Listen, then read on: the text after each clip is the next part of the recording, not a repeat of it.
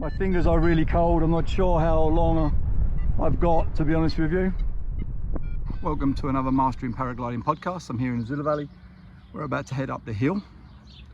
I just wanted to document today, and I just wanted to explain some XC ideas for, especially for the lower airtime pilots, that this stretches all the way to the experienced pilots, and I'm sure it resonates with them, with the cracks out there. So what is the secret to XC flying? It's like a mix of strategy and technique. So I worked out that there are just 3 things that we need to be aware of. The first is to understand the day. We've spoke about this a lot. So to understand what the day is and what it supports with your level of skill. So obviously on a big day, you can go bigger. The second one is getting off at the right time. So I've also spoke about that, when to leave the hill. Normally I do it when I see that it's definitely working, and I look at understanding the day and choose my time. So I look at the Skew-T and I choose my time when to leave the hill. And the most important, you can have the best plan in the world. If you can't go around in smooth 360s, if you don't have a decent carve, then it's not going to work. So have a skill level that is at least matching the day or over the day. So we're heading up to there. It's in the clouds at the moment, so we're going to have some time up there, and I'll do a little chat about the route that I've chosen, and yeah, we will have a look what is possible today. So it's nice being back, to be honest with you guys. I will see you at the top of the hill. So before we head up the hill, let's have a look at the forecast. So this is a synoptic of Europe, and as you can see, the wind is very light from the east-southeast. No immediate danger with fronts or storms, etc. And moderate high pressure. Okay, now we go on to the wind at 7,000 feet, which I believe to be cloud-based. So you can see wind is not the enemy. There's very light winds all over Europe, apart from on the west side of the Alps.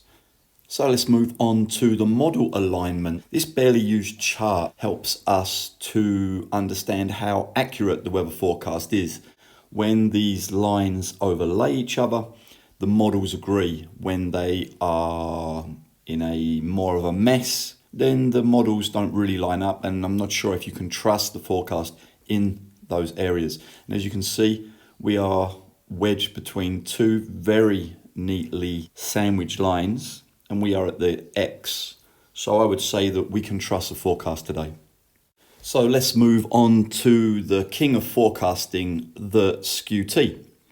So first of all, we can see that the dew point is around 5 degrees and the temperature on the ground is around 16. Now, because the mountains are quite big, I usually add 20%, which gets us up to 20 degrees. This can deliver at around 1 o'clock a cloud base of around 2,300 meters, and a cloud base temperature of around 0 and 3 degrees. So quite cold. And very soon we're going to expand the subject of the dew point line, or the hydrolapse. But as you can see on this chart, that there is a quite pronounced turbo or accelerant. So that means on some days it can prove to deliver thunderstorms earlier. But in this instant, I would suggest that it's given us more cloud suck. So with this cape, I suggest around a 20% chance of thunderstorms. And if you look at my notes for the day, I suggest that there's local XC, which I will go on to explain on the mountain. And it seems that wind is not the enemy. In my opinion, the enemy will be shade and the cold. And of course, there will be some cloud suck, which no doubt in the shade we'll use to our advantage. And not forgetting the red shading on the side of the chart shows us that the thermals will be quite good in the sun. So here I am on Hohenstrasse.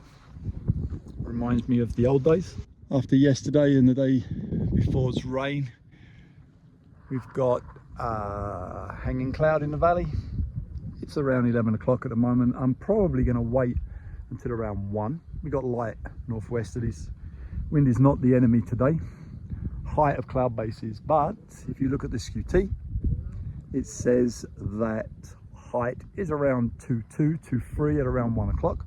So I'm going to wait.